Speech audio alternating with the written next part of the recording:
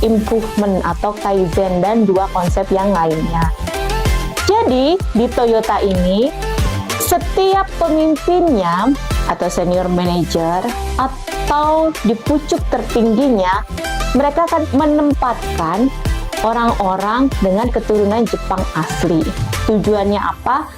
Misalnya nih, ada Toyota yang ada di Indonesia. Kita tahu kan ya, orang Indonesia tuh karakternya seperti apa, kebiasaannya seperti apa, dididik dari kecilnya seperti apa. Itu akan berbeda dengan anak yang dia dilahirkan di Jepang dan mendapatkan pola pendidikan di Jepang. Tentu karakter dan keunikannya akan berbeda.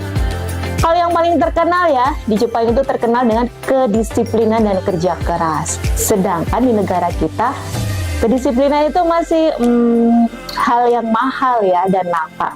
Kita janjian jam berapa dan jam berapa gitu. Tapi kalau di Jepang, ketika kita janjian sekali nggak bisa datang tepat waktu, nextnya orang tersebut nggak mau ketemu. Kita akan lanjut dengan poin yang ketiga. Poin ketiga ini adalah apa constraint atau roadblock. Artinya apa sih constraint? Kalau dulu kita pernah belajar matematika ya di SMA, kita belajar persamaan gitu ya. Itu kan ada constraint ya atau batasan. Jadi kita harus bisa mengidentifikasi apa saja sih sebenarnya batasan, kendala, permasalahan, tantangan yang nanti dia akan menjadi salah satu kunci menurunnya tingkat pertumbuhan atau kesuksesan di dalam bisnis keluarga. Dari awal sahabat perlu untuk bisa memprediksinya. Poin yang terakhir atau poin keempat terkait dengan mapping keluarga yang perlu sahabat perhatikan juga, yaitu bagaimana strategi pemerintah. Maksudnya seperti apa nih, apakah kita akan masuk di pemerintah? Oh no ya sahabat semuanya. Jadi yang dimaksud di sini adalah ketika sahabat membangun bisnis keluarga, misalnya contohnya di Indonesia, tentu setiap negara itu memiliki peraturan yang berbeda-beda ya.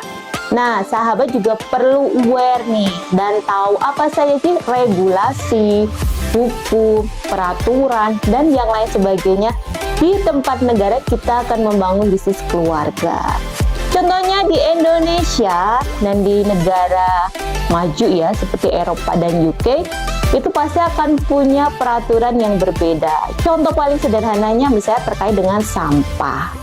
Kalau di Indonesia kan kita masih santai banget ya terkait sampah. Kita bisa buang sampah dimanapun, ataupun tempat tinggal kita masih banyak sampah yang berserakan.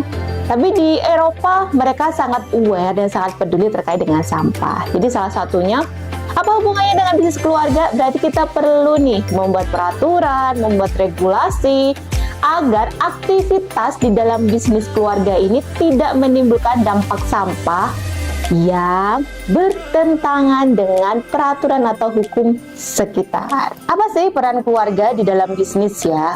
Jadi peran keluarga di dalam bisnisnya ada 3 karakteristik ya sahabat semuanya.